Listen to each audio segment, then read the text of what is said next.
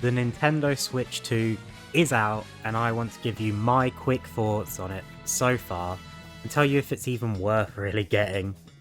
If you're expecting a brand new experience with a whole new library of games at launch, you won't find that here. The Switch 2 is essentially a superior Switch, and the launch catalogue consists of Mario Kart World. That's it. New games are on the way, and there are some enhanced versions of older games like Yakuza 0 Director's Cut, and the more recent Legend of Zelda games, which received some great looking upgrades by the way. But otherwise, Mario Kart is the new game on everyone's minds. Now, this might be disappointing to some, but if you're a Nintendo fan, some of these upgrades are mind-blowing. The new system can play some games that the Switch 1 never even had a chance of running, and games overall run far smoother performance-wise and can handle a lot more on screen at once. I'll get to all that a little bit later. Starting off, the system transfer and setup is as quick as ever and is mostly easy to do. Only real annoying part was having to hook up both consoles to an AC adapter. Also, please do be careful with your save data. I may have accidentally erased some of my wife's save data and didn't work out very well there because I gave her my old OLED, but it is what it is. Be careful, make sure you have Nintendo Switch Online with cloud backups, and you shouldn't have a problem there. There are clear improvements in quality with the hardware. Joy-Cons are a lot better to grip in my opinion, though not really perfect, they are what they are. The mouse feature is fun, but it's not a gimmick I expect to use very often. The screen is better, even noticeably better than the OLED. I was a bit scared of that fact, but no, it definitely looks better. I also picked up the GameCube Controller. That is exactly what you'd expect, no surprises there.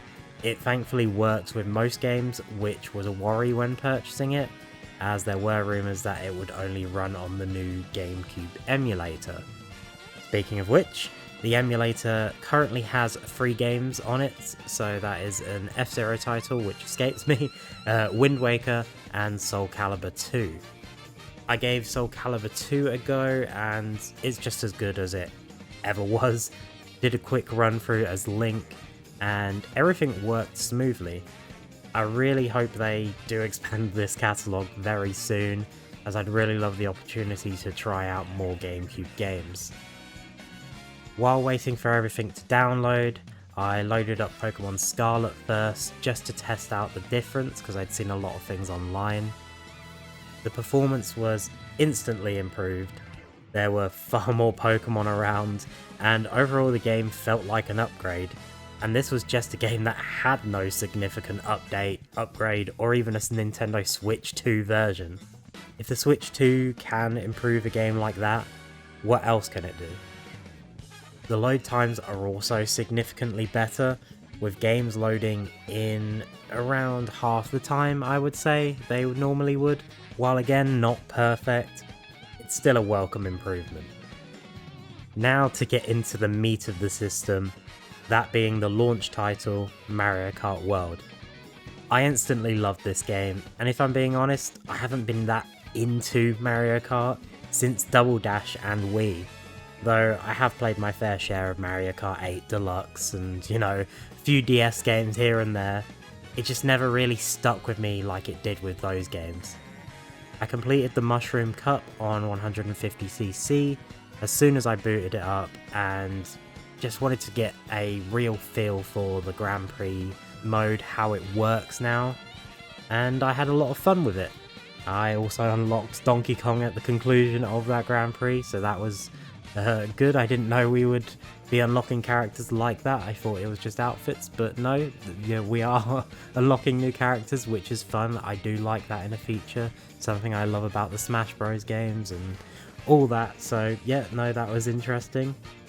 Then I also decided to jump into free roam, which is the big thing for this entry, and I jumped in with Yoshi and made my way blindly across the map. I haven't really seen anything about the tracks, so yeah, just just wanted to have a look. I was very skeptical at first about an open world in a Mario Kart game, but I found my adventure to be a very relaxing time.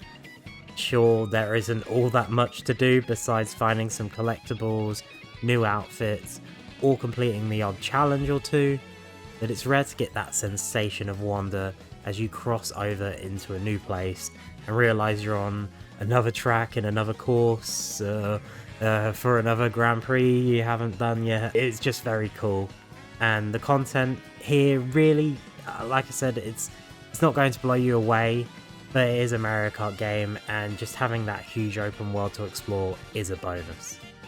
I really do hope Nintendo support this game as much as they did 8 Deluxe.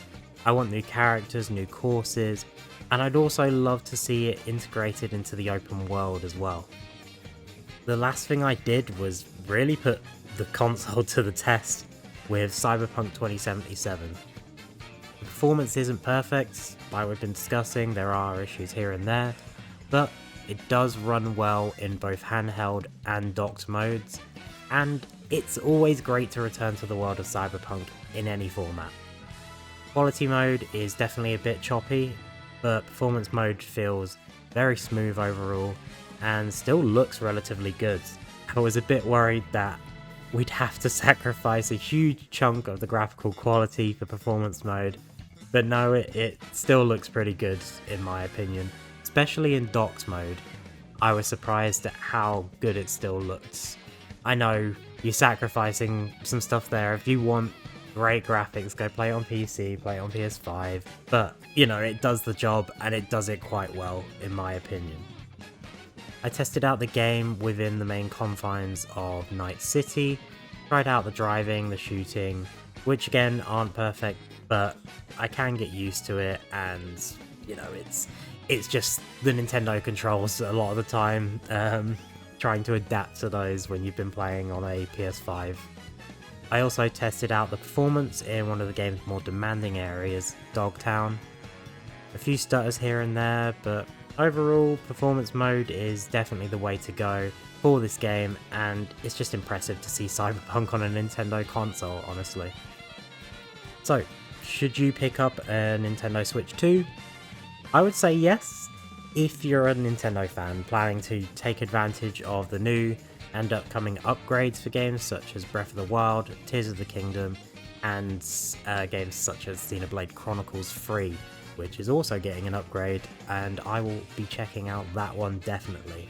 I would say if you're interested in those, then it's worth the price. If you're excited to dip your toes into a new Mario Kart game, or even the 3D Donkey Kong game that's coming out next month, I believe in July, then I would also recommend it. If you're not really bothered about any of that, then I would say wait, there's not much for you here yet, and I check back in a year or so just to see how the library of games has evolved. So, are you getting a Nintendo Switch 2? Or do you already have one? What are you most excited to play? Let me know, and don't forget to like and subscribe, and I'll see you next time.